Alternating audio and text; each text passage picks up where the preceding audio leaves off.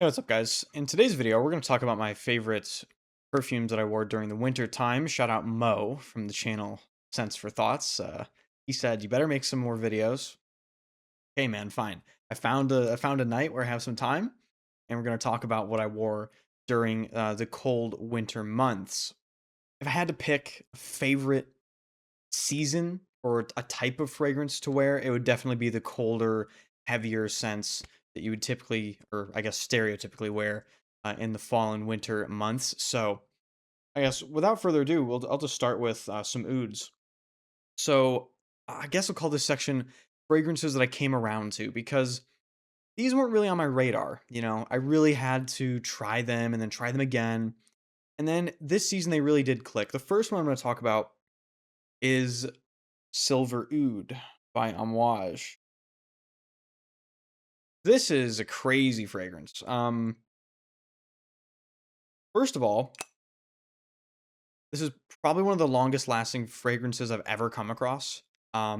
Easily, I mean, this will last 24 hours easily. Do not spray this on clothes. It will last. I mean, you're gonna have to wash it like 3 times. This is basically a God. It's kind of a sweet oud actually, but it's in the air. It's super majestic. It's a woody, slightly animalic smelling oud. I wouldn't say it's barnyard though. I wouldn't say it's barnyard. It is smooth. It has a smoothness, a roundness to it, and yeah, it just works extremely well in the colder months. Now, I want to talk about its brother. I don't really think it's a brother. This is King Blue by Amouage. This is mass appealing.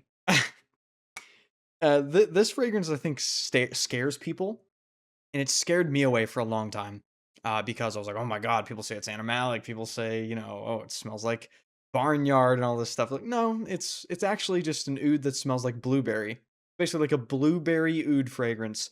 And how I know this is mass appealing, my girlfriend, who can't stand most of Amouage's creations, loves this fragrance. Specifically, requests that I wear this. Um, I think Daniel from the channel Seldomly Often. I'll link all the channels I watch in the description, by the way. He calls this. Uh, I think he commented one time that if this was in a Parfums de Marly bottle, he wouldn't be surprised. Yeah, I mean, it does kind of smell that way. There's this big fruity blueberry nuance that happens to it, but it has this dark, woody, sort of barnyardy oud. But it don't get it mistaken. It is a synthetic smelling fragrance, but it's the best type of synthetic smelling fragrance. It's the type of synthetic smelling fragrance that comes off as pretty natural to my nose, if that makes sense. I know the frag heads will understand what I'm talking about, but it's just overall very well done. Now the complete, basically the complete opposite spectrum. We have Dominic Rupion's The Night for Frederic Malle. This is essentially Portrait of a Lady with a giant dose of barnyard animalic oud. Oh man, this is one that took me a while to get used to. But it is seriously, it's very impressive.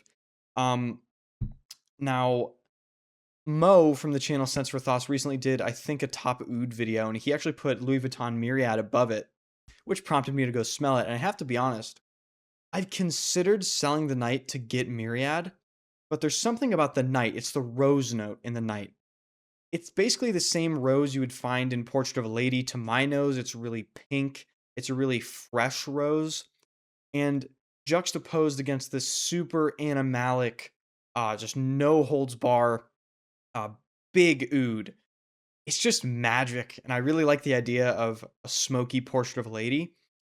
So for me, the night is still top of my list. It's outrageously expensive though. I mean, I spent a good 6 months searching for even a relatively reasonable deal. So can't really recommend it for that reason, but I can recommend this one.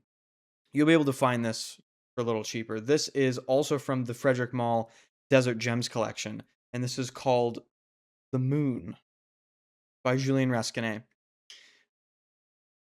This is basically raspberry shisha. It really does smell like that.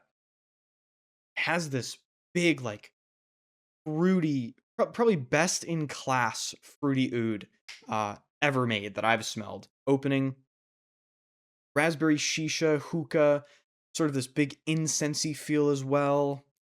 Against this, again, slightly synthetic to my nose, oody base, but again, I think it's best in class fruity oud. Um, the experience wearing this, you really just feel like it's just so majestic. It's like you're in a dark sort of alleyway Middle Eastern bar or some sort of market or something that's like secret, and you're just wearing the most extravagant clothing available. It really does just give that extremely upscale, like unique smelling experience to my nose. It's a crazy, crazy, crazy fragrance. Again, pretty much every one of these perfumes that I've talked about so far, completely nuclear, very, very strong, particularly Silver Oud and the Moon. Those are ones you have to be pretty careful with. All right, now we're going to talk about some Orientals, or I guess some like vanillas. This is Shalimar. I just have it in this little 5 ml sprayer. I did an unboxing video for this Shalimar.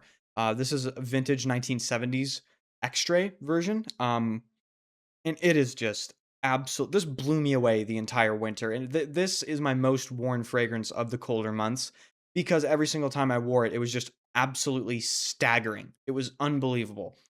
This is basically the reference Oriental for a lot of people. Shalimar is incredibly important in the history of perfume. It starts off with this super citrusy bergamot top. Famously, I think it's quoted to be like 30% bergamot or something.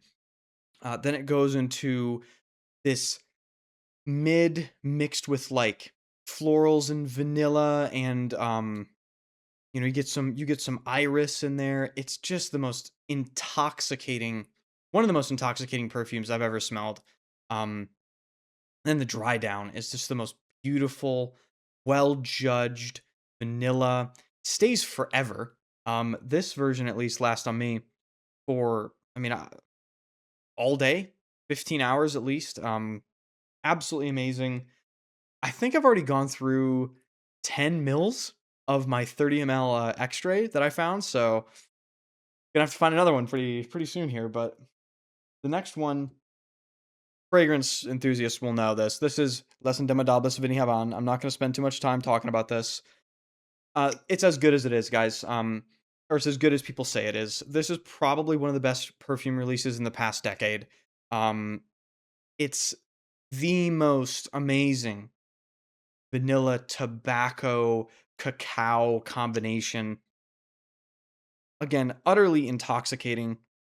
Nothing is out of place. The balance is perfect. It's not too sweet.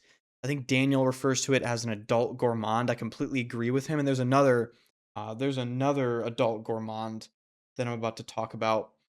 But Vinny Havan is really as good as people say it is. If you love vanilla, but you want something that isn't maybe too like juvenile or too sweet, highly recommend checking out Vinny Havan and the entire brand of Les Indemodables. Now a brand that maybe I can't recommend you check out all of their fragrances, but this one, check it out. This is Roja or Roja Dove Enigma Parfum. This is the Parfum version. In the new presentation, I want it for the people who haven't seen this. This is the new bottle.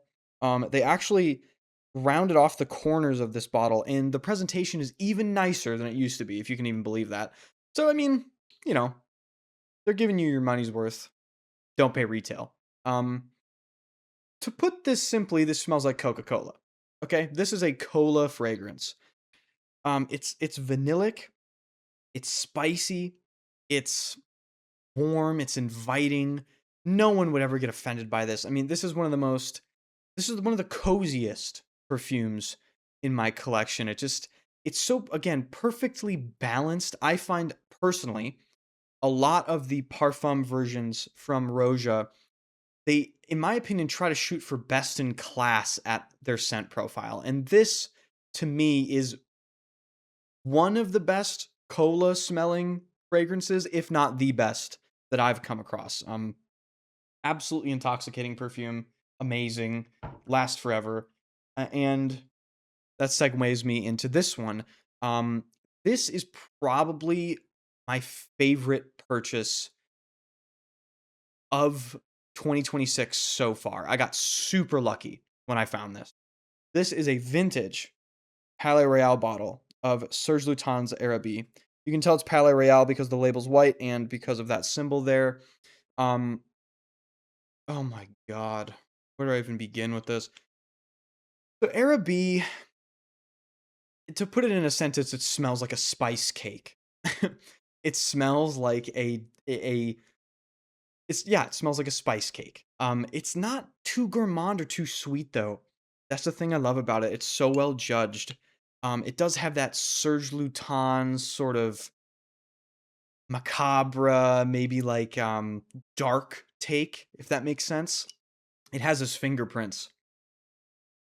There's some cumin in here. There's a ton of cinnamon to my nose. There's a ton of resinous. It's sweet. It's slightly vanillic. Um, and of course, I'm smelling the vintage, so I can't speak to the modern variation of it, which I think only comes in bell jars, unfortunately, and is I think God, probably over $350 now. But there's just something about this that is I wouldn't change a thing about it, you know? It lasts a long time. One of the longest lasting Serge Lutens fragrances I've come across. Um, and it just perfectly executes. Like it rides that line between too sweet and like not sweet enough for what it's trying to be, if that makes sense. So Serge Lutens Arabie. Unfortunately, this is going to be really hard for some of you guys to sample. Um, but if you can try it, I would really, really highly recommend it. It has really shot up my list of not only my favorite fragrances to wear in winter, but could be top 10 for me. And that's surprising seeing as I just got it recently. All right, next we're going to talk about some ambers. Guys, I mean, I might get crucified in the comments for this, but ambers are not my favorite genre of fragrance, you know? They're really not. They come off as kind of boring to me sometimes. It's like they're really overdone, but Le Lion by Chanel. This is, I think, this is my favorite amber ever made. This is absolutely unbelievable, and I wouldn't be surprised if this is one of the best perfumes released in the past 25 years. That's how good it is. Yeah, this is such a unique smelling perfume. It really has a lot of heavy labdanum smell. It has that band-aidy labdanum thing, but it also has the most perfectly judged citruses, but they don't come off as it's not like the citruses in Shalimar. People compare Le Lion and Shalimar all the time, but I find these to be similar ideas executed completely differently. The citruses in Shalimar are a lot brighter to my nose. In Le Lion, they blend in more. They act more like an assistant to the scent profile, if that makes sense. Um, this comes off as suave, elegant, effortless, timeless. Those are the words that come to mind when I smell this. And I think this is going to be one of those perfumes where in 100 years, maybe they'll look back and they'll talk about it like people talk about Shalimar. Now, my other favorite amber that I wore a ton in these colder months is an amber that I hated for a long time. And it's none other than a lot of people's reference amber. This is Serge Lutens Ambre Sultan. I think it's a, this bottle in particular is a Zilige or Zilige limited edition or whatever. But Ambre Sultan, people sing this fragrance to the high hills. And I finally understood why in the colder months this year. This is deserving of reference amber. Now, I know there's some other candidates like Profumum Roma Amber Aurea, but this to me is just something special. The herbal opening, I think there's bay leaf in here, is so special in the way that it's done. This is I would say more masculine leaning amber. I have a hard time, at least in my mind, classifying that as that particular fragrance as unisex, but I can see how people would consider it to be unisex. But the smell overall, it's this really herbal opening. You get that bay leaf. You get, I think there's oregano in it, maybe. Um, and then it just dries down into this like thick, resinous, gooey, slightly vanillic amber experience. And yeah, I mean, I finally understood why people love it. I gave it its chance this year, and I put a significant dent in this bottle. Probably used what, about 5 mils of that already. And with my collection, that's a significant dent because a lot of these perfumes, with how strong they are, it's going to take me a long time to finish them. All right, now on to my favorite perfume that I have worn in the colder months. This was really hard, but then again, it really wasn't because when I smelled this, I was like, yeah, this is the one. And it's none other than Amouage Overture Man.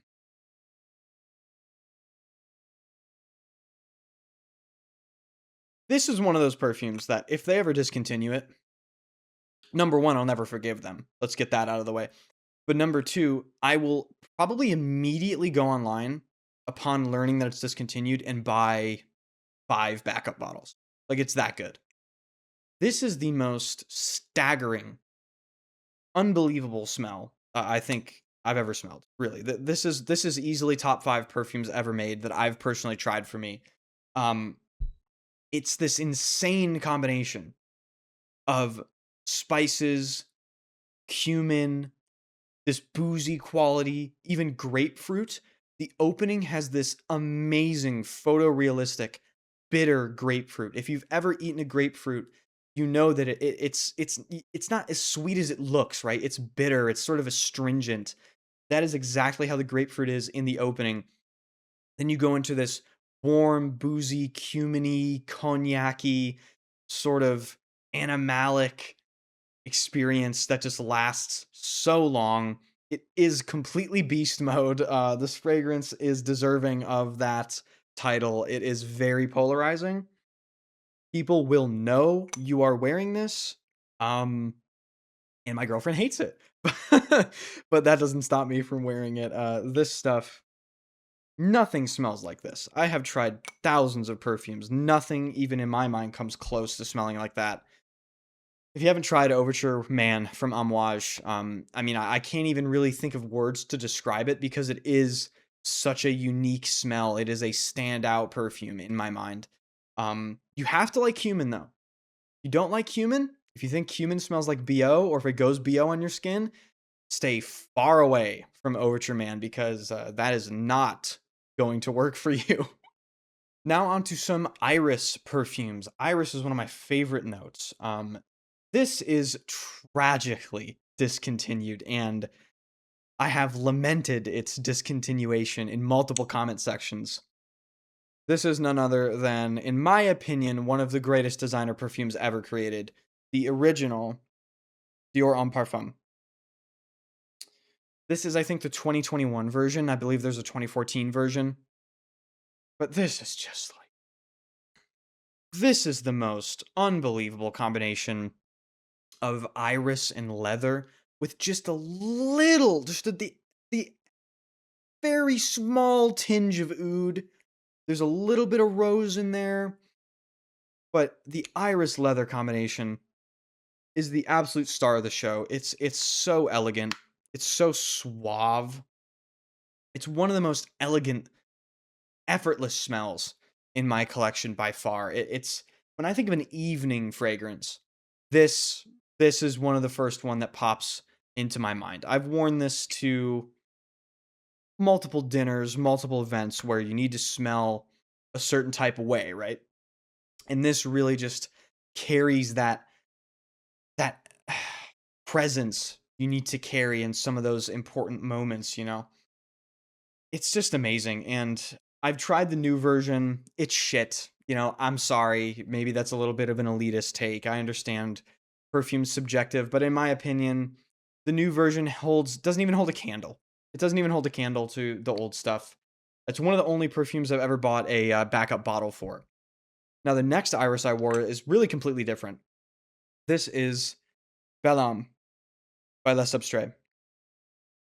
This is a perfume brand that is owned by Eugene, who is a perfumer, or who's a YouTuber rather. All of his perfumes are done by Antoine Lee, who also I think does a lot of the Les Endemodables stuff. This is, again, I'm gonna use the word intoxicating throughout this video a million times, but this is one of the most buttery, smooth, powdery irises that I've ever tried. It has a beautiful cacao note. It kind of reminds me of Dior Homme 2005, or Dior Homme Original, by, what was it, Olivier Polge. It does have that iris cacao combination that will remind you of it, but this is sweeter. It has a beautiful tonka in it as well. It's like this, it's a hug. That's how I describe it. This is a hug in a bottle. This is just the most calming, relaxing.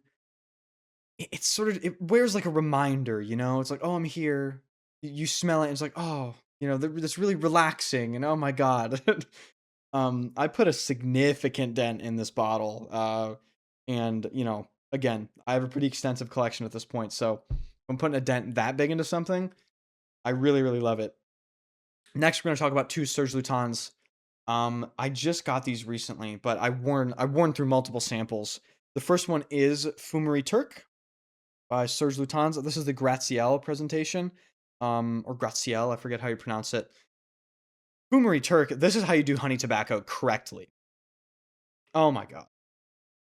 Oh my fucking god. It's just ridiculous. So this, I mentioned it's honey tobacco, but you have to understand the type of honey tobacco.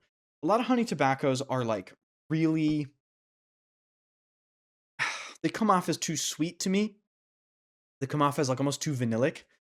That is ashy, proper tobacco against a slightly animalic, properly judged honey note with a little bit of rose and it may be a little bit of fruity nuance in the top that might be also coming from the rose, but in general, it's this slightly ashy, slightly animalic honey combination, and it is to die for. It is beautiful. I hold on. I might need to spray this. This stuff is outrageous.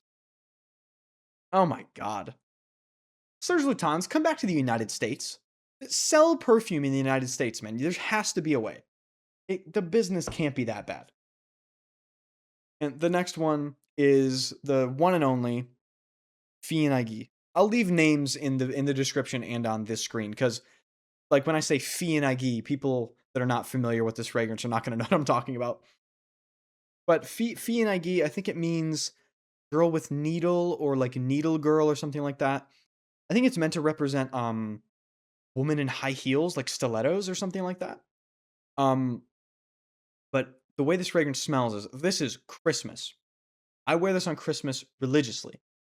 And I don't know why, but it just, when you smell it, it is Christmas. It's this dark, stewed fruit, like a dark purple fruit feel against the most beautiful woody pine and incense. Oh my god. I could sit here and just smell a cap of this for hours. It really is one of the most amazing just smells I've ever experienced. And it does give me a vivid description of Christmas, a reminder rather. Next up, we're going to be dealing with 2 Amouages, okay?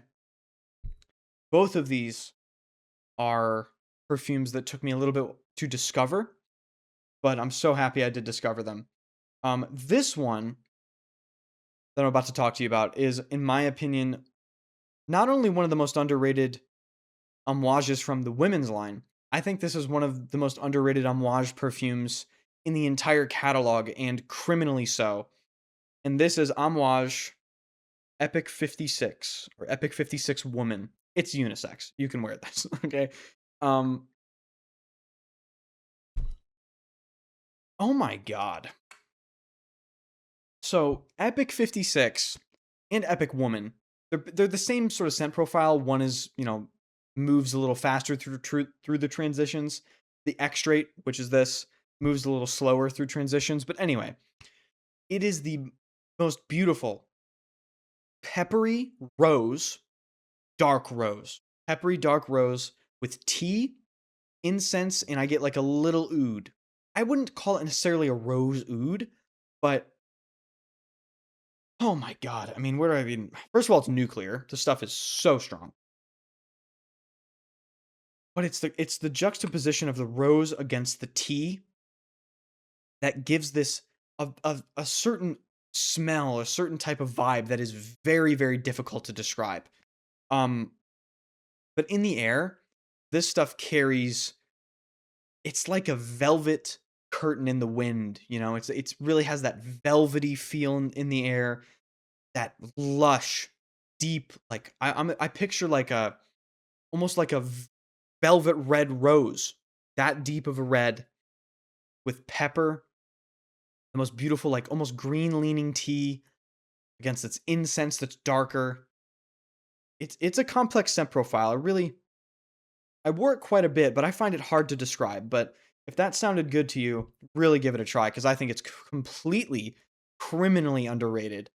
And the final perfume, I think out of 17 we talked about, that I'm going to talk about to you, is a perfume that was really pushed to me by Seldomly Often or Daniel. This is his favorite fragrance of all time. And that really sounded alarm bells to me. I'm like, dude, what am I missing with Interlude? And I just gave it away. It's Interlude 53 by Amouage. There are multiple different versions of Interlude. There's obviously the original. There's this, which is the exceptional Extrait. And then there's Interlude Black Iris, which is sort of its own thing, but it is related in some ways. I prefer Interlude 53 because I feel like this takes the original and perfects it. But what does it smell like? This is like another one that makes your eyes roll back when you smell it. At least to me now. I used to hate it. This is like the most it's a wispy, dark, heavy, incensey, oody sort of God, I don't even yeah, I'm gonna call it a heavy, dark, Middle Eastern, oody, incensey thing with an herbal inflection in the opening, namely oregano, and this very particular sweet edge. And I don't know what note that particularly is, but to me, I get a rounded, sweet edge experience against this really exceptionally dense and heavy, incensey, oody feel. And it is outstanding. Funny story, I wore that to a car dealership full of people in the dead of winter, and no one batted an eye, but they smelled it for sure. Because that stuff is one of the strongest perfumes, again, that I've ever come across. One spray will sound the alarm to pretty much everyone within your vicinity.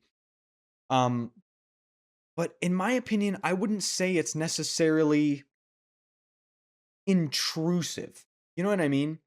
I wouldn't wear this to the office, but I think in the air this comes across as interesting.